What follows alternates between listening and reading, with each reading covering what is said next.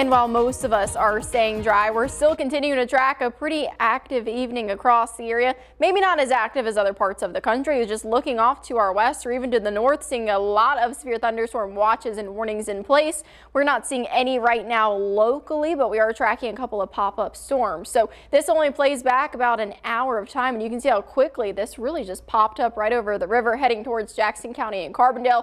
Here's how it's looking right now. A lot of energy with this, a lot of lightning. We're tracking that heavy rain. Good news, no warning on this. But if you are in Grand Tower, even Gorham heading towards Carbondale, Murfreesboro, Alto Pass, you're hearing this storm as it's coming through. It's very loud from all that energy. And then, of course, the heavy rain may ruin some of your Friday evening plans. This is a live look in Carbondale right now, actually facing that storm. So all of this where it looks like the clouds kind of meet the horizon, that's very heavy rain as it's coming down and approaching. As far as Carbondale goes, we've got temperatures in the mid-90s. It's very warm this evening, feeling like 100 degrees thanks to that humidity. A bit of a breeze out of the east-southeast, but it's really not helping us as far as those temperatures go.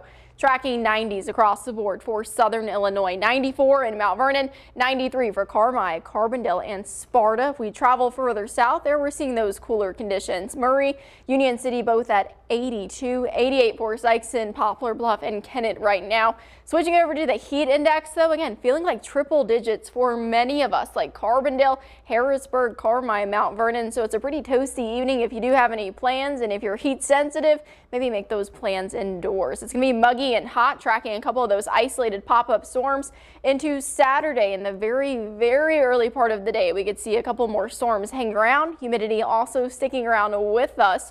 And then into Sunday, tracking a pretty late shower chance, but definitely not tracking a washout for the weekend. That front just still steadily over our area. It slowly begins to lift, and then you can see with that a couple of those pop-up storms may still linger. But then once the sun sets, I think that chance for at least diurnal, so that heat related from the day type storms kind of gets out of here. Next round of storms comes a couple hours after midnight. So this is thanks to the low pressure. As that begins to approach the area, we could see a couple rounds of showers. So this is 4 o'clock, really settled over SEMO. But then as the low gets closer, we could see some of those scattered storms set up over southern Illinois. So very early in the morning, maybe if you have a ball game in parts of southern Illinois, western Kentucky, heading to the farmers market, you may run into a little bit of rain. But I'm hoping and thinking that for the rest of Saturday should be fairly dry, just warm.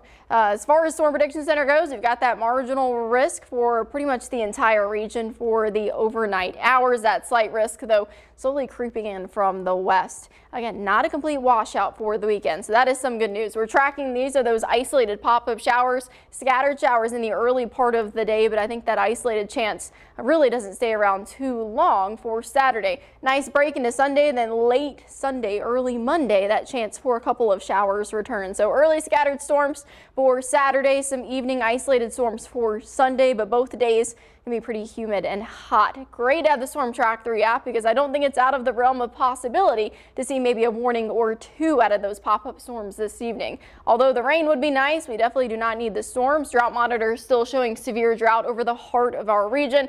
Other areas seeing that moderate drought risk. As far as the weekend goes, it is going to be pretty warm. The muggier day will be tomorrow, so although those temperatures look cooler and we're in the upper 80s, it's going to feel like triple digits again. Sunday, humidity is knocked down a bit, but those temperatures rising because of the less humidity. We have mid-90s and staying in the 90s pretty much for the rest of our 10-day forecast. Wow, some hot days ahead. We better get ready. It is July. It is. You're right, Katie. All right, thank you.